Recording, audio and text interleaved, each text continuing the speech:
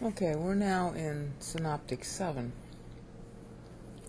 And you see highlighted on the screen the place that Luke is roping to.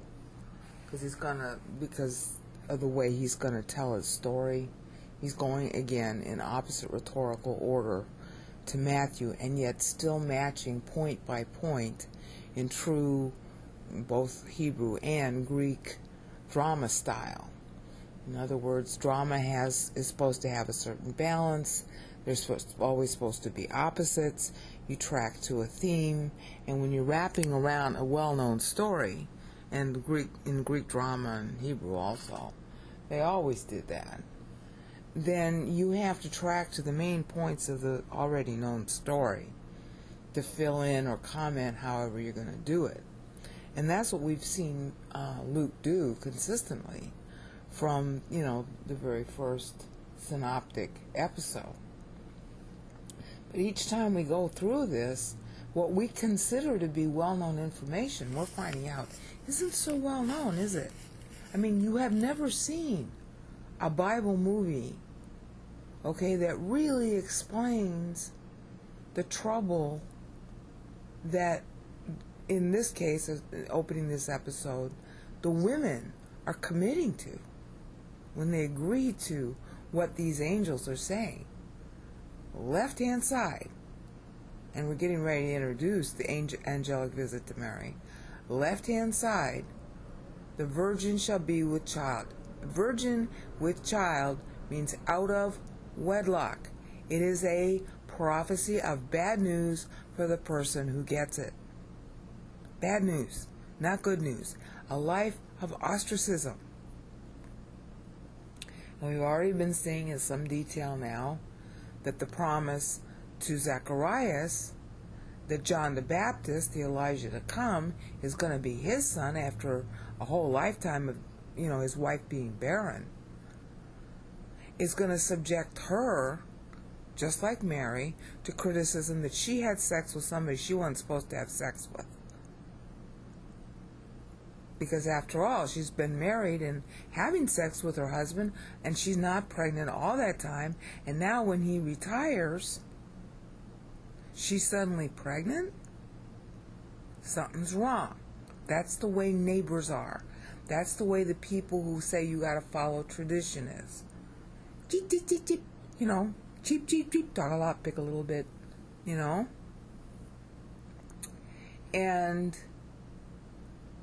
as a result of the father at the birth not picking the family name, but picking John, and then having the audacity to say his own son is the Elijah predicted in Malachi, he's ostracized. Both of them. The parents, in their old age, after retirement, are ostracized. Now, it's kind of a good thing because, they are obliged to provide a retirement income. There was a retirement plan that was in place for retired priests. And it's just as well because he would have never been able to work in the priesthood again. And so the politically expedient outcome would be, get out of here. Because you'll see highlighted on the right-hand side, in blue, their kid, newly born, is living in uninhabited regions, in the grassland, in the wilderness. There was a lot of that territory. They were not in the towns where people would talk. It's just as much equivalent to Mary and Joseph having to go to Egypt, except their lives aren't quite so much in danger. They're an object of ridicule. Oh yeah, your son is Elijah to come. And he's going to wear camel's hair, and he's going to give up his career. See, this choice of Zacharias in the last episode, announcing at the boy's birth what he'd already written in writing, but see, now he's affirming it, now that he can talk. He's affirming that his son is going to be the herald of Messiah. That's roughly equivalent to somebody walking up to you and saying that they're Napoleon, or Jesus Christ, or Elvis back from the dead. So the nicer, polite society will find a nice way to exclude them, and shuffling them off to retirement is nice. But you know what? This guy's a loudmouth. The father's a loudmouth. And he's positive now to the prophecy about his own son. His own son is now an infant, and so they shuffle them off to some remote area. And yeah, he's got his retirement. They got to do that, otherwise that's a scandal of its own. And, you know, bear in mind, these are polite society people. These are, you know, the people who want to feel good about themselves and their works. So they're going to find a nice way to ridicule him. So here it is, highlighted, right-hand side, in blue. He lived in deserts. That's tying, because Matthew's going to go full circle to Mary now. He's getting ready to introduce Mary. To the left-hand side, Matthew 1, virgin with child. Hello, this is a shame. And, you know, that's the end of chapter 1. And you're seeing the same kind of idea at the end of chapter 1, Matthew, with Joseph saying, you know, I really should, you know, quietly put her in an uninhabited area so that she won't have tongues wagging and she won't feel so much shame. And that's when an angel has to come visit Joseph. He's visiting Joseph second, and of course the audience reading Matthew knows that. It just wasn't put down in writing because it wasn't necessary at the time. Matthew had a different theme. But see how Luke is tracking to the same shame at the same time, going off into the wilderness again, going away secretly due to a scandal, a personal scandal. The personal scandal on the right-hand side of the screen is a priestly scandal. The son who's supposed to enter the priesthood, his own father is rejecting it because he now believes the prophecy he got just outside the Holy of Holies in his last year of service. So they go out and live in the desert, the wilderness. And obviously, Zacharias knows the law and is teaching John, taking him as personal tutor. John's getting very intense training. And obviously the people who heard this story that were in the towns are going, pick little, talk little, pick little, talk little, cheep, cheep, cheep. And, oh, isn't that a shame? What happened to Elizabeth and her husband? See, he got some kind of vision of something, obviously, or thinks he did, and he just went off his rocker, and now he thinks his son is Elijah. You know, it was a really kind thing that the Sanhedrin did to retire him and send him off to Podunk. That poor boy, he'll never be a priest now. Oy, will he ever marry a nice girl? Will he ever find a nice Jewish girl and settle down already? Okay? They're tisk, tisk, tisk, tisk, tisk, chip, chip, chip, chip, chip. So you want to be out in the desert. You don't want to hear that garbage. These are the same people that said, well, you shouldn't name him John. You should name him after his father to preserve the memory of the father. Okay? Oh, you're pregnant. Oh, my darling, you're pregnant already. Well, here we'll plan for the baby. And what are you going to name him? You got to name him Zacharias? No, John. So off they go into secluded retirement, hopefully as far away from possible so nobody hears the explosive message of this crazy guy who thinks his son is Elijah. Who's going to be followed by who?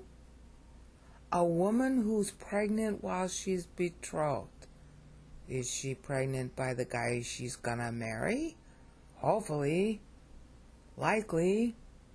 But no, she has to say that she's pregnant by who? God. So now we got two crazies. You see that? Left-hand side is the second crazy that Matthew covers first, and the right-hand side is the first crazy that Luke covers first. Beginning to see something here? This is not a happy story. This is not a chirpy, oh, I'm so blessed by God. No, hi, God has just dropped on both of you a status of social pariah, and nobody's ever going to look at you for the rest of your life without thinking you're nuts. And both of these kids are growing up under a shadow of bad parents. And in Jewish society in particular, if your parents were considered bad, so were you. Everything was about your family, your background, and your parents. That's why Matthew starts with a genealogy. Left-hand side, born under a cloud, and you're supposed to be our king? Oh yeah, right, we're really going to believe that. Right-hand side, oh, you're Elijah to come? But you're a son of Aaron, and you refuse to serve in temple, and your dad went wacko in the year of his retirement, and that's why we retired him without any kind of problem whatsoever. And you're not living a kosher life, you're not wearing the priest clothes, you're not doing the priest service, you defected from the tribe of Abiyah. And we're supposed to believe that God would send you? Yeah, right. So you see that? You got two misfits. First misfit, John the Baptist, doing everything he shouldn't do to get a hearing. Started by his dad, making that little prophetical announcement, which, by the way, advertises the end of the world for the world, because when Messiah comes back, he saves the Jews and kills everybody else. That has always been the prophecy of the Bible. That's why the Jews soft-pedal it. That's why they're hated. Because to believe in this holy book means you believe that everybody but the Jews, I mean, if you're thinking like a human being instead of like somebody who wants to actually know God, if you're thinking like a typical human being, you think no farther than your nose, no farther than your skin cells. And you say, okay, well, God came to the Jews, and God's going to come back for the Jews, and God's going to destroy everybody else, conveniently leaving out the fact that, all you have to do is believe in this God in order to be a Jew. How hard is that? And by the way, you get like 40 days paid vacation, and you get whole years off. Every 7th year, you're not even allowed to work. And God's going to take care of the land and make sure you still eat, because that's a sign to the rest of the nations that he's the real God and everybody else is fake. See, there's nothing about the Bible that's politically correct. There is nothing about the Bible that's acceptable to man's notions of morality or right or wrong. There's a tangential connection, like don't kill, don't steal. But frankly, the whole story is one of, believe in me or you die. Why aren't we telling this message? Because it's the same situation that you see on the screen. Tell the message, you're going to be ostracized. You might as well be the virgin with the child. Oh yeah, your God is better than my God? Oh, come on. You're better than me? That's how the unbeliever reacts. If you say that this God is the real God and all of them are fake, of course that's why you believe. But you're not better because you believe. You're just saved. It isn't a truth we invented. But are they going to believe that? No, they're going to think we're telling this story that you see on the screen. Left-hand side blue, scandal. Right-hand side blue, scandal. Political scandal. Saying one group, one person, one God, one thing is superior, and by the way, everybody else is going to be crushed. Because that's what that prophecy on your screen means. On the right-hand side, the herald of the guy who's going to kill everybody. And on the left-hand side, the mother of the guy who's going to kill everybody. And both of these mothers, both of these women, and their husbands know exactly that's what it means. And that's our message, too. And we're not telling it for obvious reasons. So we soft-pedal it. We sugarcoat it. Oh, God loves you. Yeah, we're not telling the balanced story. Yeah, he loves you, but he loves his own righteousness more. And you want to violate that? Hi, honey, even though he loves you, guess what? You're going to hell. And he'll love you just as much in hell as he'd love you in heaven, but it's your choice. You say yes or no to his righteousness. Not your deeds, not your 613 commandments that you invented out of the Mosaic Law, not your 2,200 bazillion commandments you invented out of Catholicism or Protestantism or whatever other ism of Christianity you want to name. Because we've done our own inventions. We've basically outdone the Jews in our own apostasy.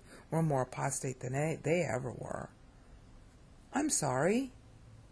All your righteousness add up to what? Isaiah 64:6, menstrual rags, and that's the literal translation of the Hebrew, which of course the translators sugar over and just say filthy rags, because they won't admit it. Translations sugar up God. We have churches with rah-rah Jesus songs. It's 90 minutes rah-rah Jesus and 5 minutes of a homily or two. Or it's stand up, sit down, count your rosary, swing some incense, smile at people as you come in, make sure you wear your best clothes, and boy oh boy, count the vowels in the program. And that's passing off for spirituality. And how much of what you see on screen is actually being explained? No, they tell you how to have relationships with your parents or your kids or how to date. They don't tell you what Scripture actually says. And what happens? As a result of us not knowing, bingo, when we go to read this text, we don't recognize. Oh, why would Herod and Jerusalem be troubled at these people saying they see a star? What, can't Herod see the star? Why would they be troubled? And like I said, the Greek word here is tarasso, and it means like terrified, apoplectic, jumping up and down, tearing your hair out. It's the strongest word in Hebrew that is translated with the Greek tarasso here for being upset. I mean, this is like when you're following your husband who you loved all your life, and you can't stand living anymore, and you stab yourself as you accompany him to the graveside. That's what this word troubled means. It's not nice. Well, why is this here if there's an actual star anybody can see? And why is he going to ask them when the star appeared if he could see it? So, honey, there's no star. And for 2,000 years, we pretended there was one. Spent millions of dollars. And for 2,000 years, we've sugar-coated. Hi, the end of the world comes when this happens. And so did the Jews. They sugared it over too. Why? Because they're afraid for their lives. It's not a nice message. It's easy to get on the right side of God, but it's not a nice message. So when Mary got this message, and we're coming to her in the next video, she's agreeing, because she had to agree. That's what we're going to find out. She had to agree to it. She is agreeing to her worst nightmare. When Zacharias does this, there's the word for desert, okay? It's got, as an adjective, it's got a connotation. This is Bard Anchor again. Being in isolation, deserted, okay, desolate. Now bear in mind, these are people who've just retired. Maybe because of this they retired. Maybe because of this it was his last year. Likely they two coincided, given the fact that he was just inside the altar. Okay? But when you're getting older, the last thing you want to do is be isolated. I mean, understand, their kid has just been born and they're over 50. They need friends. They need associates. They need to be in a community. The kid needs to grow up in a community. Those are all the normal human things we'd all say. They're going to be 60 by the time he's 10. And maybe they're even older than that. By saying what he said, as we saw in episode 6, saying his own son is Elijah to come. All right? First of all, probably wrote it down and everybody knew about it, but they didn't really believe it till they heard him say it. And of course, when he's saying it, he's affirming it. He's still voting for it. When he says that, hi, this guy's nuts. Get him out. Get him away. He's committing his family and himself to being pariahs and ostracized for the rest of their lives. And anybody associating with them is going to be suspect. Now, what does that tell you? Something far more important than sex, for crying out loud.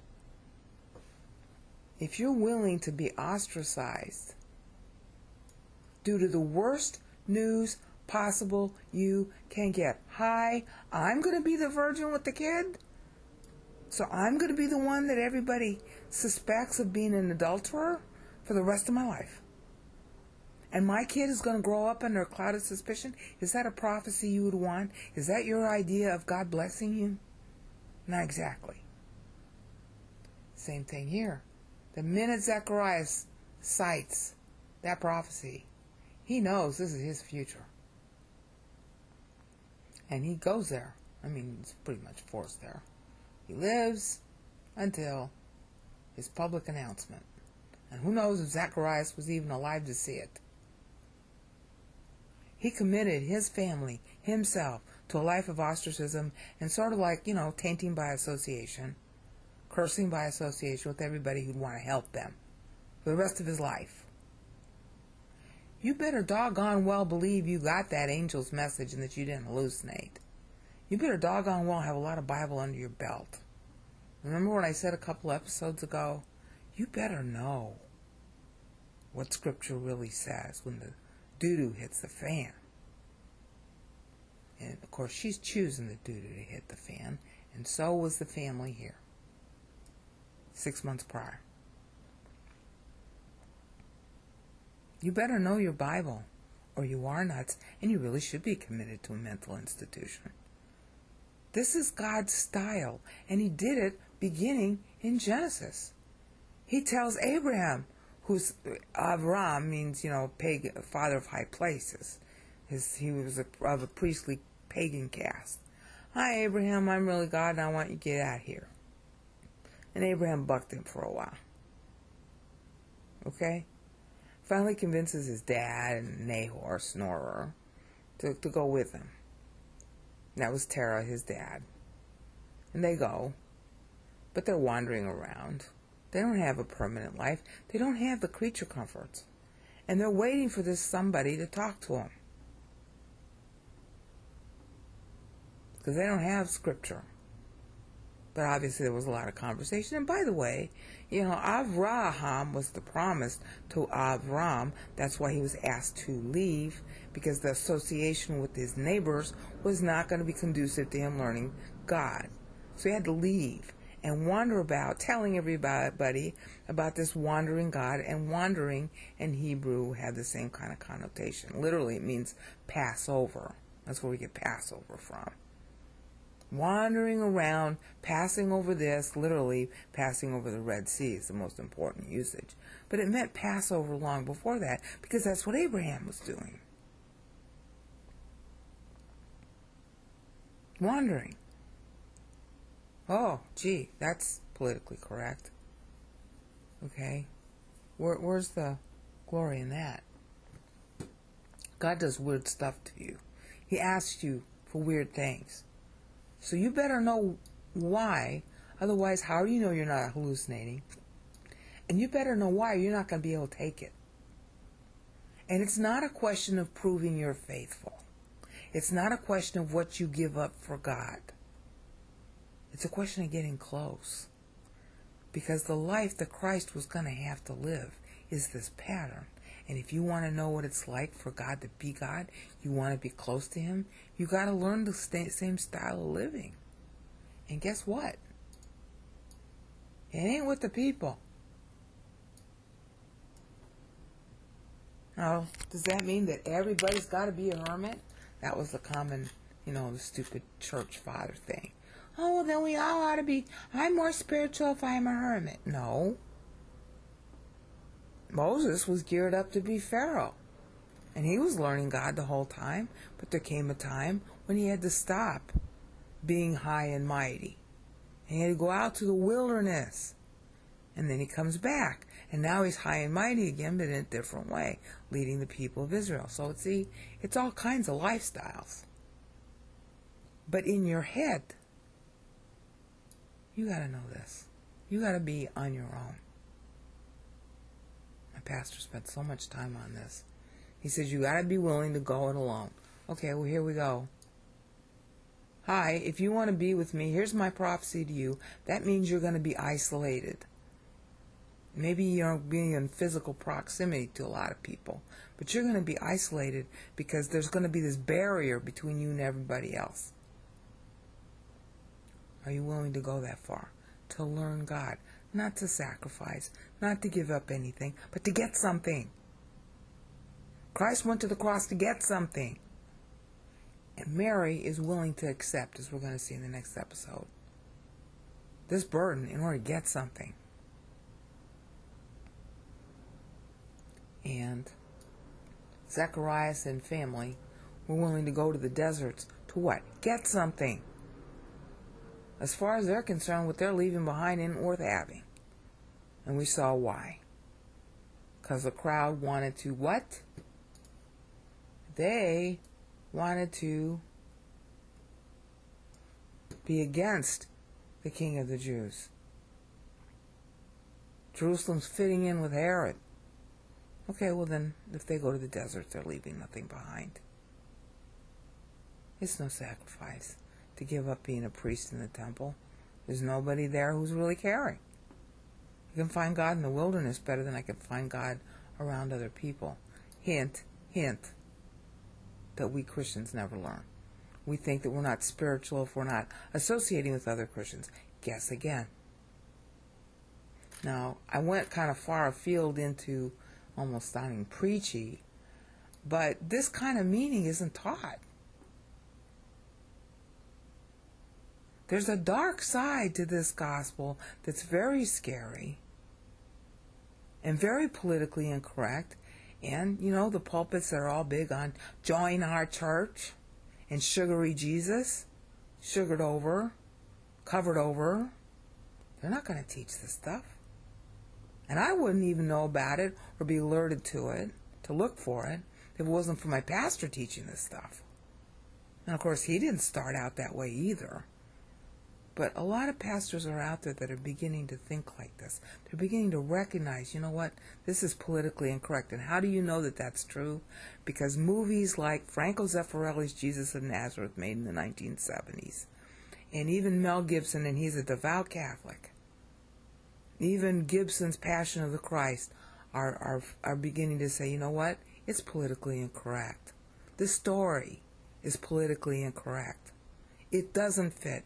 It doesn't fit human norms. It doesn't fit human standards. It looks wrong. It looks immoral. It looks like everything that God shouldn't be.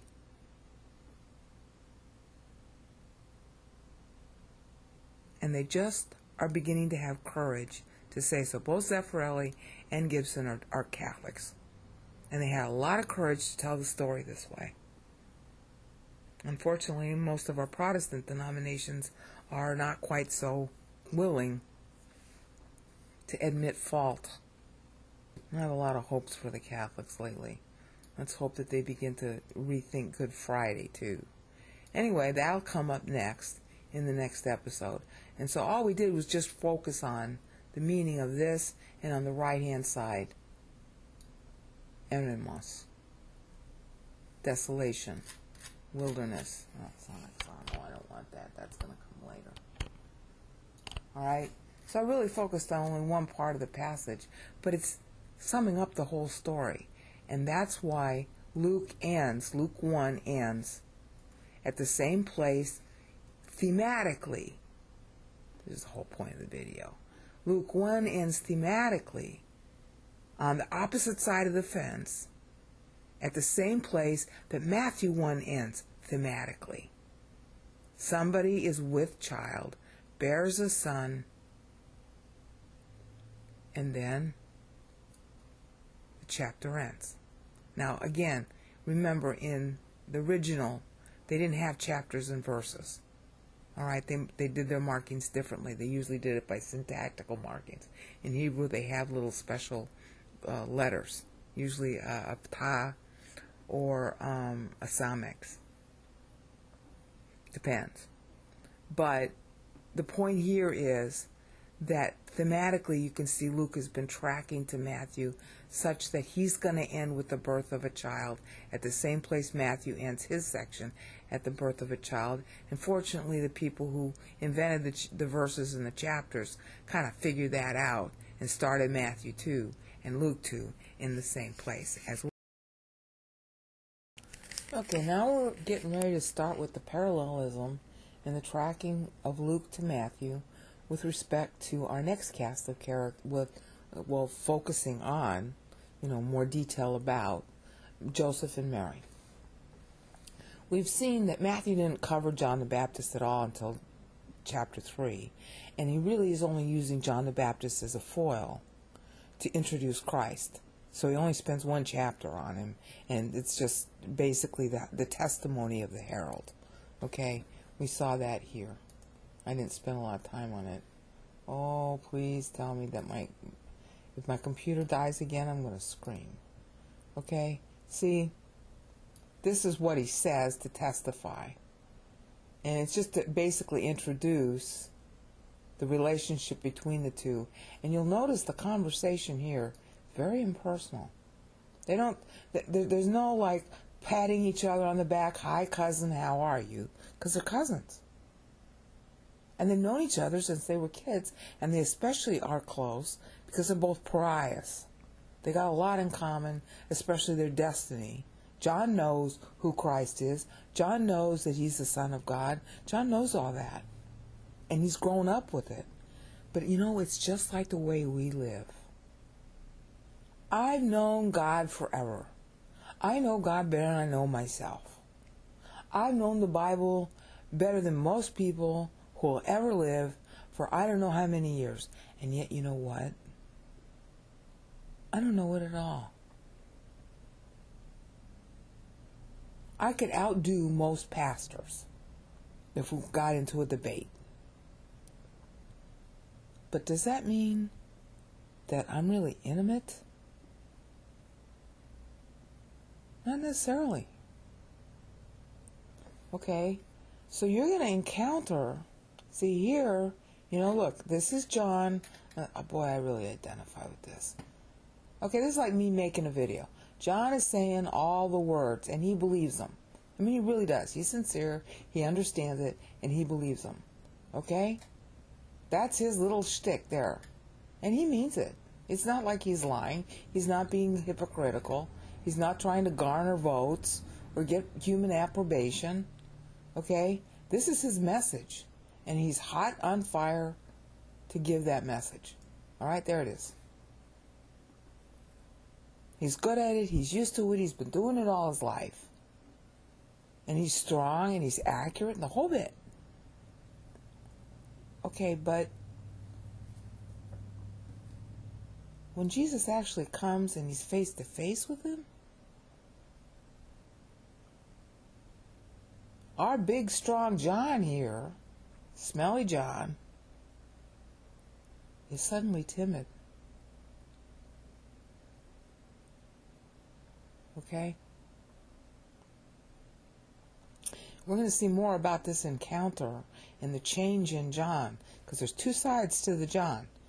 Okay, and that's the same thing with us. When I'm officially talking about Bible, you'll hear me be strong, dogmatic, blah, blah, blah. Okay, but you don't see me in my private life when I'm off camera. I'm just as stupid as anybody else. John has a gift of being able to say it right. That doesn't mean he lives it right. So remember that about your teachers. When you see them fail, that doesn't mean that they can't teach. I'm not a teacher, I'm just a researcher, but it's a gift just the same. I didn't know about the meter, the Hebrew meter. God just flat told me. I mean, he doesn't talk, it's not audible. The idea that of something hits your head. I'm looking at Daniel 9, it's metered.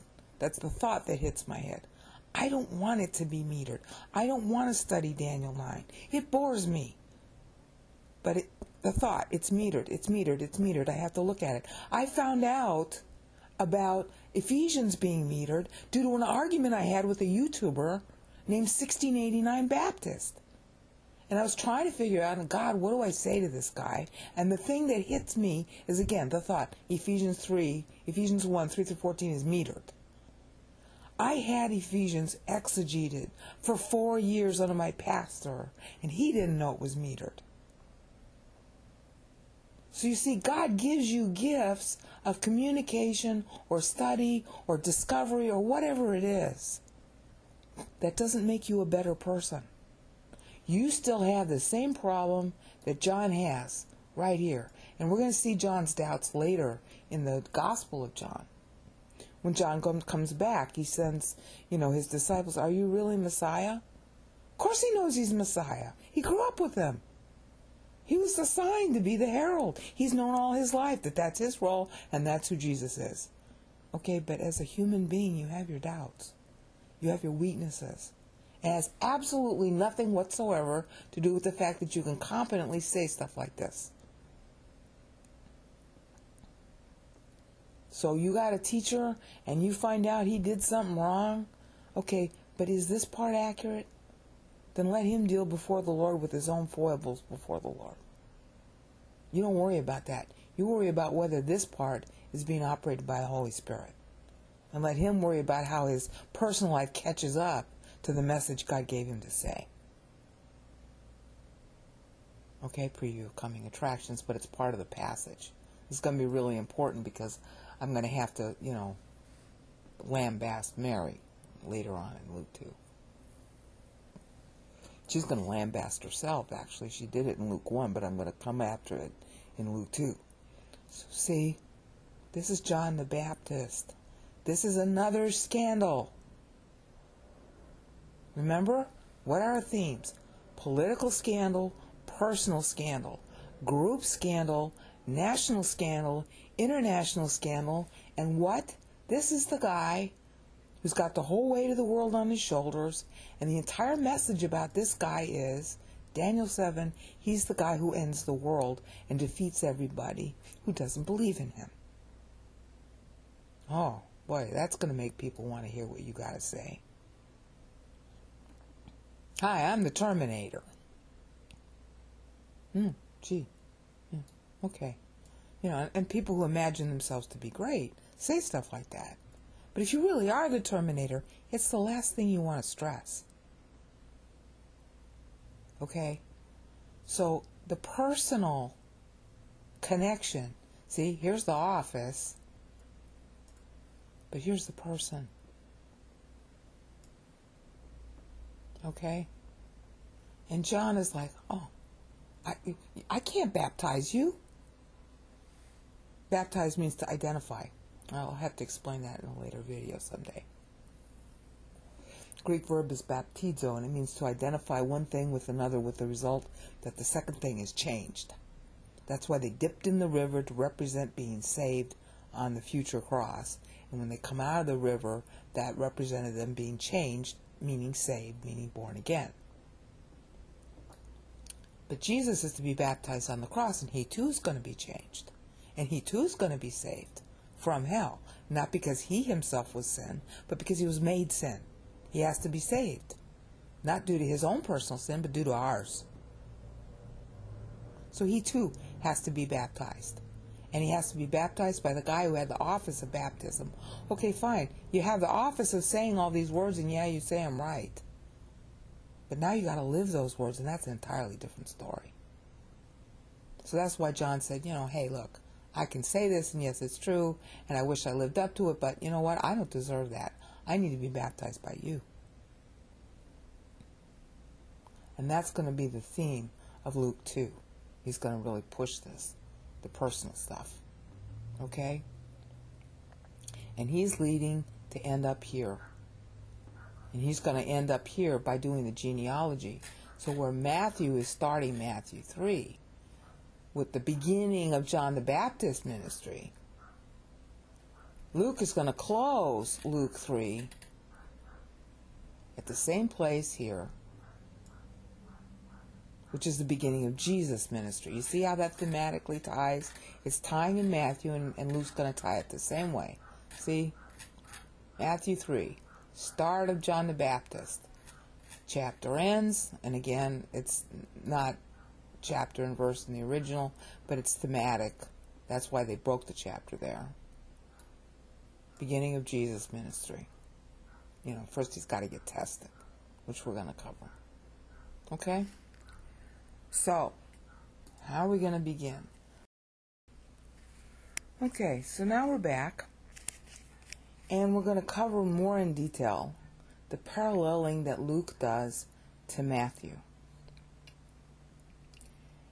Again, you got to remember that the story is following certain rules about composition that go all the way back to Genesis, and at the same time following rules of composition that the Greeks know. The reason for doing that is because the people are trained in those rules. That means that they will be able to read and get the most out of the story. It is not a political reason. It is we want to get the best communication to you. And when you're communicating something, as I keep finding out, the shorter you can keep it, the better. The simpler you can keep it, the better. I haven't figured out how to do that. I just say what I see.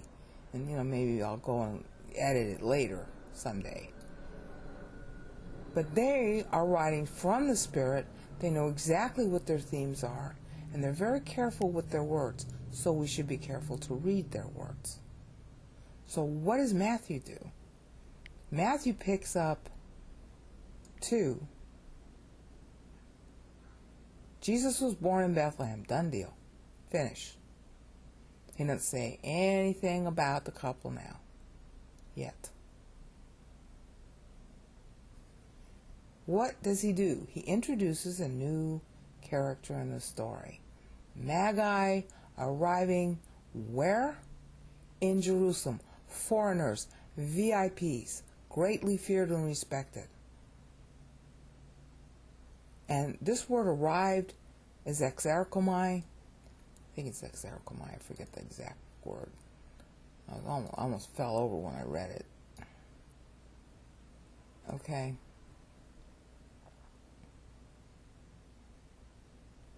Paragenomai, sorry.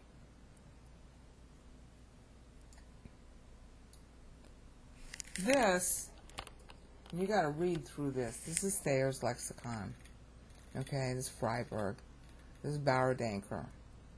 Okay. You have to read this material in somewhat detail. This is the meaning. They're making a public appearance. They're arriving with a flourish. And you have to really kind of go through all this stuff, okay, to see it. They're arriving ostentatiously. It's like presenting yourself at court. All right? And you got to go through all these references to understand it. Okay? Make a public appearance. This means, like advertising yourselves. It's an entourage. All right? So here's this entourage, and I've covered this a lot, so I'm not going to spend too much time on it. But the point is that our next locus in the story, in other words, it's a scene change, it's a stage change, it's gone from Jerusalem, which is done, from Bethlehem, which is done, to Jerusalem. So what's Luke's first task? He's got to fill in this. See, he's tracking to Matthew now.